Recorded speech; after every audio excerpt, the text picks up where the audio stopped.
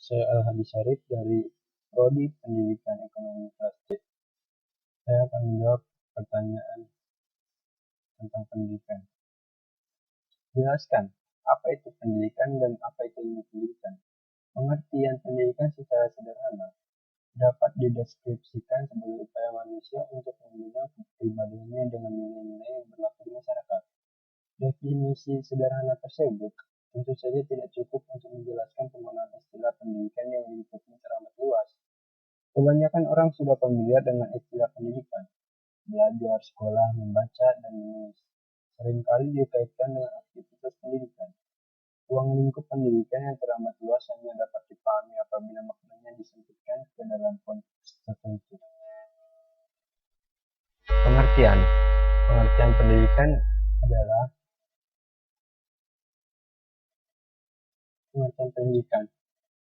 pendidikan lebih tepat ditempatkan pada proses kita menjadi dewasa. Orang terdidik adalah orang yang dewasa pemikirannya.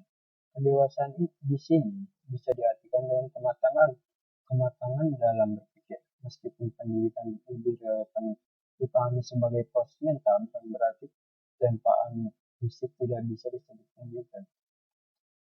Contohnya, akademi militer yang menempa anak didiknya secara fisik misalnya. Disebut juga institusi pendidikan sehingga aktivitas di dalamnya pun aktivitas pendidikan. Menurut para ahli di Indonesia, yang pertama, Jiyarkara mengartikan pendidikan sebagai proses pemanusiaan manusia muda atau pengangkatan manusia muda ke taraf insani.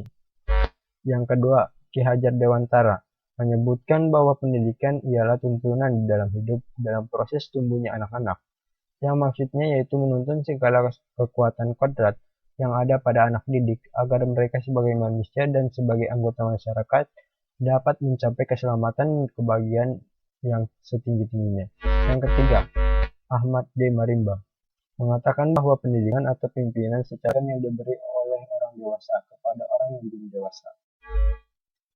Pendidikan sebagai ilmu pengetahuan.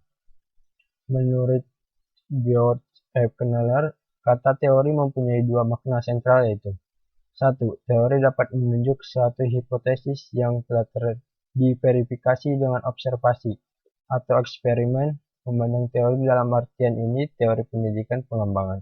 Yang kedua, teori dapat merupakan sinonim untuk pemikiran sistematik.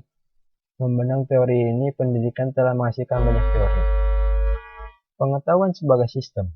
Pendidikan sebagai sistem adalah pendidikan sendiri terdiri dari elemen-elemen atau unsur-unsur pendidikan yang dalam kegiatannya saling terkait secara fungsional, sehingga merupakan satu kesatuan yang terpadu dan diharapkan dapat mencapai tujuan. Jelaskan teori pendidikan klasik. Teori pendidikan klasik berlandaskan pada filsafat klasik yang memandang bahwa pendidikan berfungsi sebagai upaya memelihara, mengawetkan, dan meneruskan warisan budaya. Teori pendidikan ini lebih menekankan peranan isi pendidikan daripada proses. Dalam praktiknya, pendidik memiliki peranan lebih besar dan lebih dominan, sedangkan peserta didik memiliki peran yang paling sebagai penerima informasi dan tugas-tugas dari pendidik. Teori ini berlandaskan aliran filsafat esensialisme, perennialisme, dan eksistensialisme.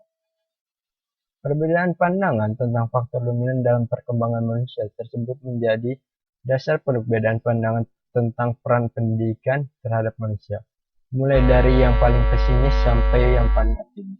Aliran-aliran itu pada umumnya mengemukakan satu faktor dominan tertentu saja, dan dengan demikian suatu aliran dalam pendidikan akan mengajukan gagasan untuk mengoptimalkan faktor tersebut untuk mengembangkan manusia. Teori-teori yang terdapat dalam ilmu pendidikan dilahirkan oleh 4 aliran yang berbeda, yaitu aliran empirisme, aliran nativisme, aliran naturalisme, aliran konvergens. Yang keempat, faktor-faktor pendidikan.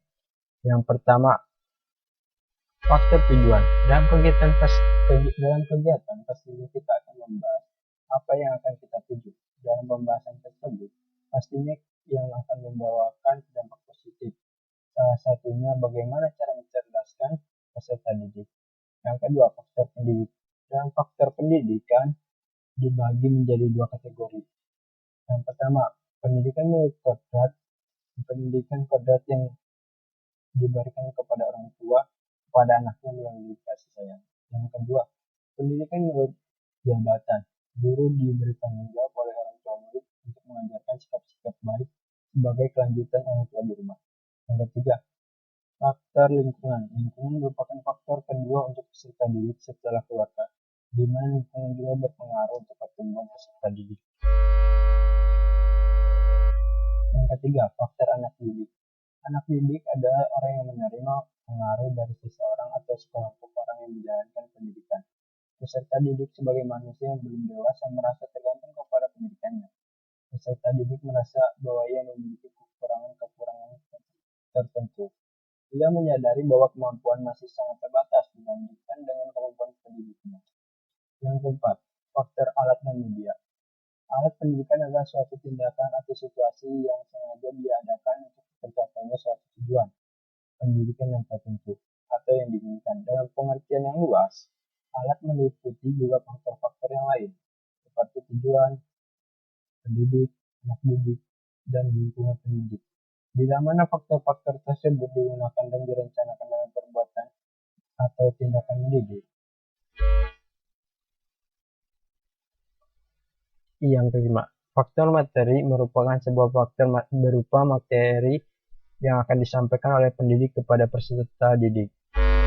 Materi yang akan disampaikan merupakan materi yang baru atau yang lagi banyak dibicarakan. Dari pengertian di atas, kita dapat menentukan bahwa faktor merupakan faktor yang menunjang untuk ke depan yang lebih baik. Dari faktor di atas, maka dapat menjadi acuan untuk mensukseskan pendidikan ke depannya. Sekian dari saya, terima kasih.